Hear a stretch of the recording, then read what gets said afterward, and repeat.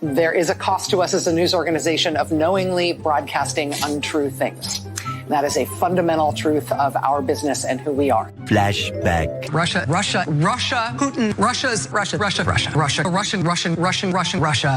Moscow, Russian, pro-Russian, the Russians. Much later. It was just announced there was no collusion with Russia. The most ridiculous thing I've ever heard. It was a complete and total exoneration. Well, the media meltdown, the mask, it's slipping already. We aren't even we're 17 days into 2024, an election year here in the United States. Presumably, you've got obviously Joe Biden rerunning for the Democrats, almost certainly. And then you've probably got Trump, DeSantis hanging around. You never really know how things are going to shake out. But the media is already hyping up the fear propaganda and the essentially state-run TV, where they're canceling. Even Fox News cut away from Vivek yesterday. I'm gonna take a look at that too. So it seems like both sides of the establishment are doing this, and it's wild to me. Let's get into the Rachel Maddow debacle, where she's getting absolutely roasted online.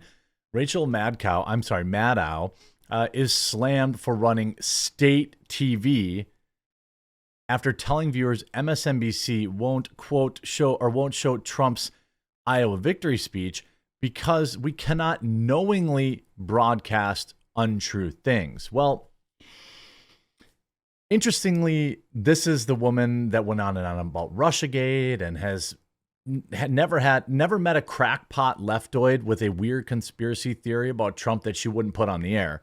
But this is state-run TV, or I'm sorry, they're the arbiters of truth. Rachel Maddow was one of the most vocal proponents of the claim, in fact, that Trump colluded with Russia. She said the network was continuing its policy of not showing Trump's speeches live.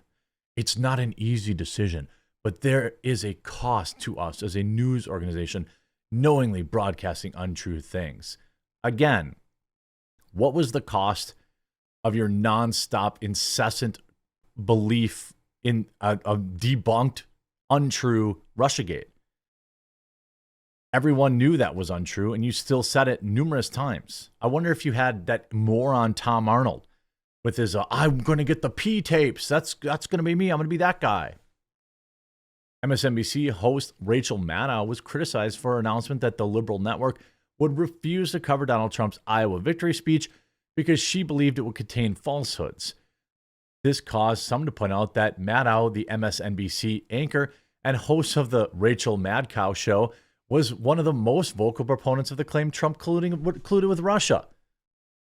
Maddow, anchoring the news coverage from New York, said the network was continuing its policy of not showing Trump speeches, blah, blah, blah. She tried to clarify that the call is not out of spite. It is not a decision that we relish. It is a decision that we regularly revisit, honestly and earnestly. I 100% can say unequivocally that that is not true. Like, with no question in my mind or heart, that is not true.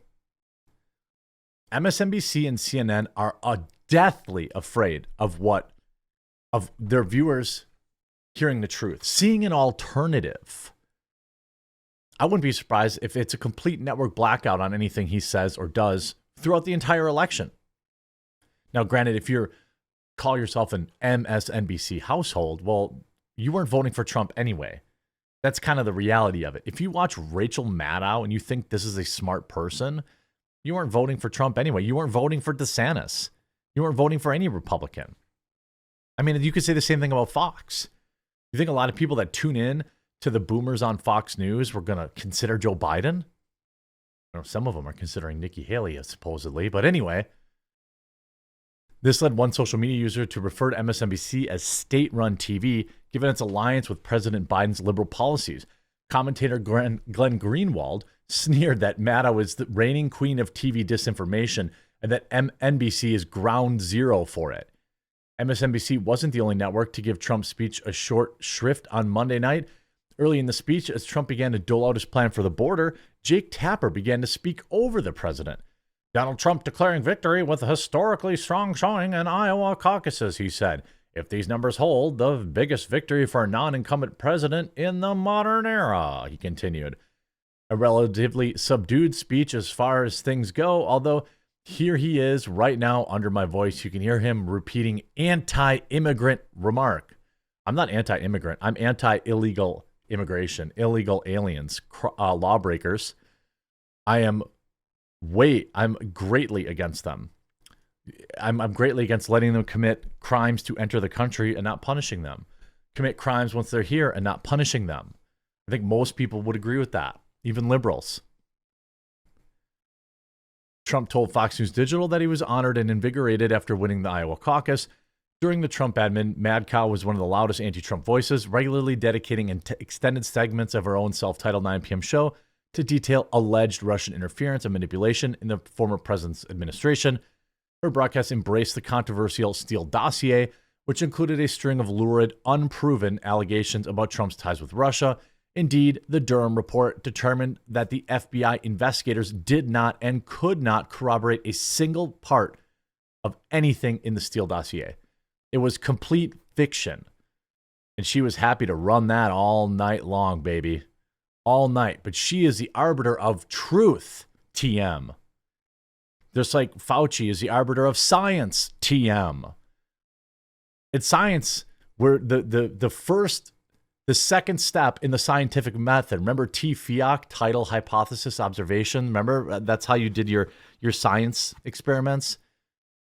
You know, you're not allowed to make hypotheses in science. Hypotheses? In science, TM. In March 2017, she said that the bottom line allegations of this unproven dossier is that Russia didn't just go after our election. They did so with knowledge and support of Donald Trump campaign. That Trump folks were in on it, and they knew that Russia was doing what they were doing. Again, completely unproven and untrue. Maddow said later in the show, what Steele says he found was evidence, not just of Russia going after a U.S. presidential election. Yeah, they only picked that one, not the one that Joe Biden won, though. But that the Trump campaign was in on it. She added that we have to continue to describe them as uncorroborated, but toward the basic thesis of this dossier is that the Trump campaign was in on it, and little pieces of that, little checkable places that have been falling into place almost every day. None of it was true. Of course, Maddow saw her ratings surge and also ran a top contender thanks to her compelling and dogging report on Trump, regularly landing the #1 spot in her time slot slugfest with Fox News' Sean Hannity. Her show built to a crescendo in the days leading up to the release, as rumors swirled that Mueller was nearing the conclusion on the report, with Maddow confidently predicting it would prove the decisive downfall of Trump. Ratings on her show have been on decline ever since, with a 19% drop the week after the Mueller report dropped. She built everyone up, and it completely evaporated her credibility. These people they are just propagandists. They are news readers. They are not journalists. They are not investigative reporters. They don't go out on the street. They don't view any of their documents. They just sit there and they read from a teleprompter of what the Democratic Party wants them to say. And quite frankly, I believe that Fox News does the same thing for conservatives, for the Republicans. I lost a lot of trust in Fox News in the way they handled Tucker Carlson. I've never been a big fan of like the older guys on that network. They were kind of like blowhard neocon guys. That's not for me. I'm more moderate. You guys know that. By the way, I'm currently, if you're watching this kind of when it first comes out, I'm live streaming over on Rumble every single day from 1 Eastern to 3 Eastern, uncensored, unfiltered. We talk about lots of different stuff there. So I hope that today you'll just pop open to go on over to the website, look, find the quartering, tune into the show and say hi. Anyway, Maddow's contract with the network currently runs through 2024. She has become a less frequent presence during the Biden years.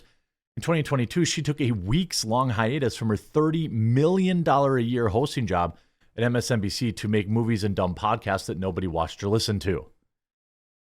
I mean, these people, $30 million a year. You think she knows or understands what the regular little guy or gal is going through? Do you think that she gives a damn about you or about the millions pouring over our southern border? No.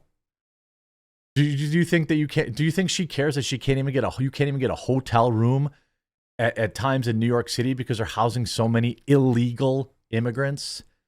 Chicago completely overrun, turning public schools into holding centers for these people. She doesn't give a damn about that from her Park Avenue apartment. Is Park Avenue, wherever rich people live, Manhattan, wherever the rich live in New York. She doesn't have to deal with that. She's never had to book a hotel room for herself. She doesn't have to deal with the implications of the stuff that she's constantly foisting upon people. It's insane to me. And look, and again, even Fox News, you had Vivek, kind of going off. We believe those ideals still exist. This man is going to be your next president to revive them. E pluribus unum. From many, one. They go through this, and at the end, he's kind of railing. Now, it was a 1 minute kind of uninterrupted thing, but I thought it was funny. Like, the Constitution is the strongest and greatest guarantor of freedom in human history. That is the truth. We fight for the truth. Joining us now is Ari Fleischer, former White House press secretary. Oh, cut away from that. Says Fox News cuts away as Vivek drops truth bombs. I mean, Vivek went from 0% to 8%? And a complete unknown? There's no denying that, like, as far as I don't necessarily see the political advantages to make him VP, but I think Trump giving him, like, the guy is a force to be reckoned with, and he's going to be again in 2028. That's just a fact. He ran a perfectly clean campaign. Fox doesn't deal with truth, they deal in pharmaceuticals. So a lot of people say that kind of stuff. So it's all these people. Why do you think YouTube just rolled out a new policy that said basically, I'm paraphrasing, but like individuals that cover sensitive topics, news, will no longer be getting, monetization, this, that, and the other, because they want to give all their money to Fox. YouTube's part of it. That's why I support any new tech alternative. Yes, I'm on Rumble, but also BitChute and Odyssey and any other possible programs out there. So, yeah, this is going to be a rough 2024, almost certainly.